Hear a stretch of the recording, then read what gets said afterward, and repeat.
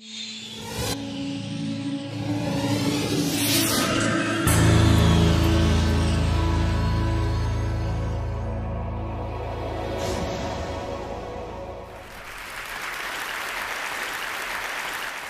live in South Central.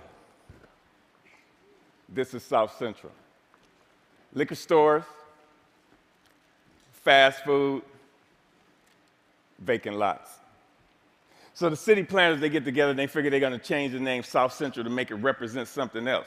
So they change it to South Los Angeles. Like this is going to fix what's really going wrong in the city. This is South Los Angeles. Liquor stores, fast food, vacant lots.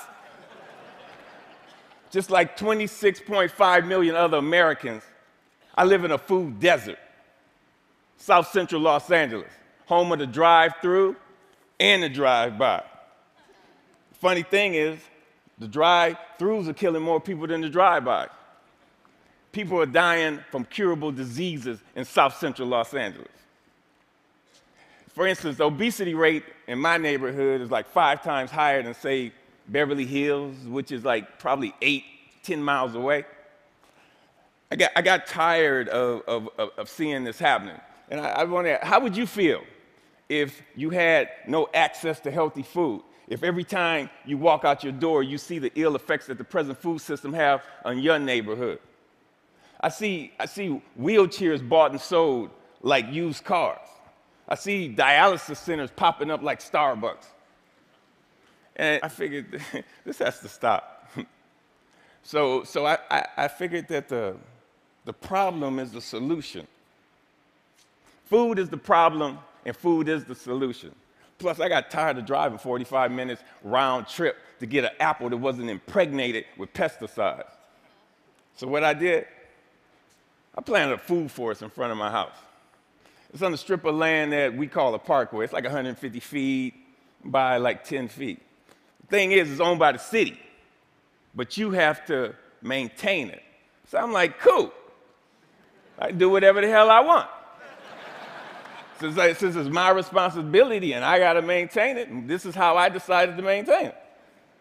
So me and my group, LA Green Grounds, we got together and we started planting my food forest, fruit trees, you know, the whole nine, for vegetables. What we do, we're a pay-it-forward kind of group, where it's composed of like gardeners from all walks of life from all over the city, and it's completely volunteer, and everything we do is free. And in the garden, it was beautiful. And then somebody complained. The city came down on me, and basically gave me a citation saying that I had to remove my garden, which this citation would turn into a warrant. And I'm like, come on, really?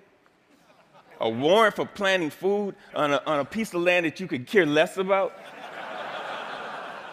And I was like, cool, bring it. Because this time it wasn't coming out. So LA Times got hold of it. Steve Lopez did a story on it and talked to the councilman. And one of the Green Grounds members, they put up a petition on change.org. And with 900 signatures, we were a success. We had a victory on our hands. My councilman even called and said how they endorse and love what we're doing. I mean, come on, why wouldn't they?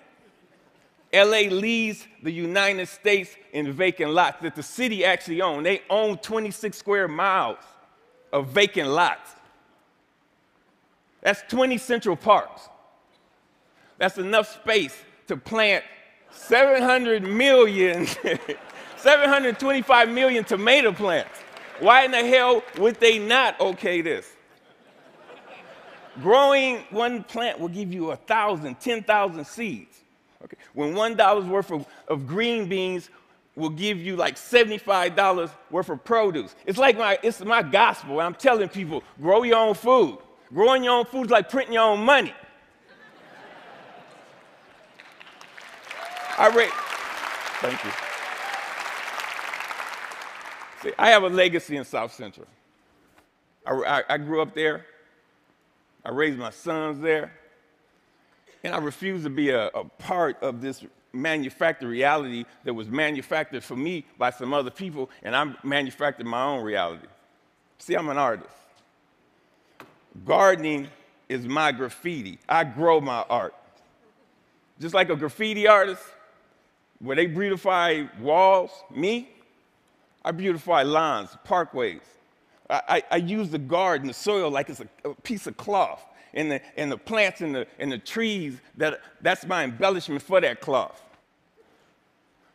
You'd be surprised what the soil could do if you let it be your canvas. You just couldn't imagine how amazing a sunflower is and how it affects people. So what happened? I have witnessed my garden become a tool for the education, a tool for the transformation of my neighborhood. To change the community, you have to change the composition of the soil. We are the soil. You'd be surprised how kids are affected by this. Gardening is the most therapeutic and defiant act you can do, especially in the inner city. Plus, you get strawberries.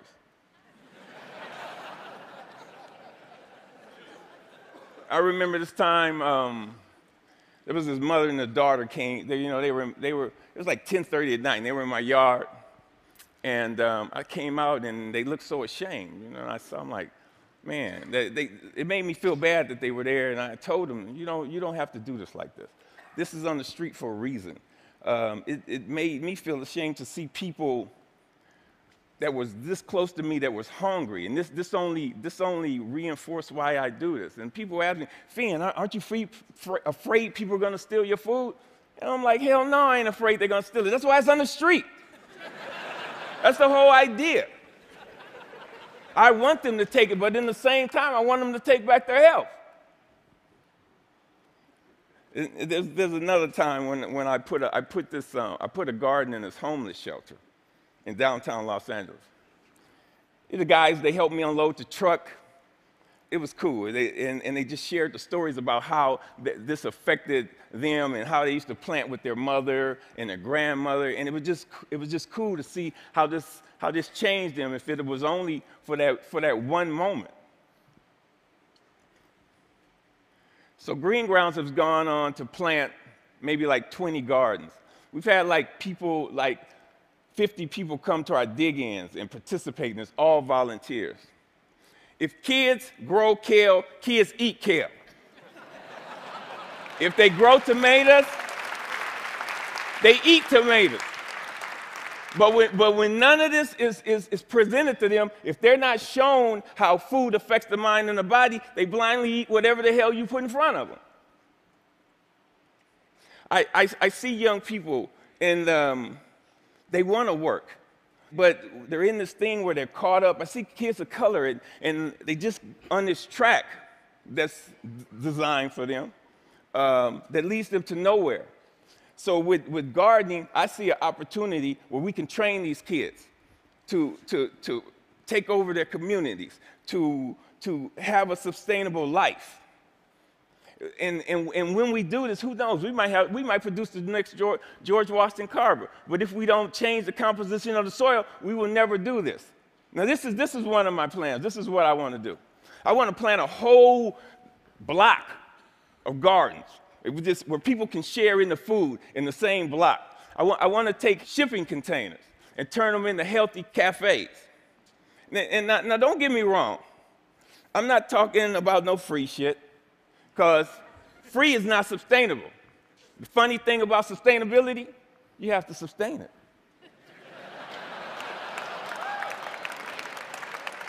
What I'm talking about is putting people to work and getting kids off the street and letting them know the joy, the pride, and the honor in growing your own food. Opening farmers markets. So what I want to do here, we got to make this sexy. So I want us all to become ecolutionary, renegades, gangsters, gangster gardeners. We got to we got to flip the script on what a gangster is. If you ain't a gardener, you ain't gangster. Get gangster with your shovel, okay? And let that be your weapon of choice. So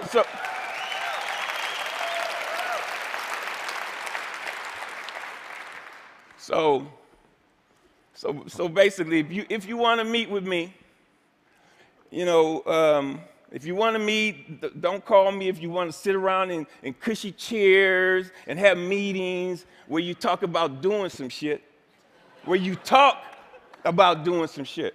If you want to meet with me, come to the garden with your shovel so we can plant some shit. Peace. Thank you. Thank you.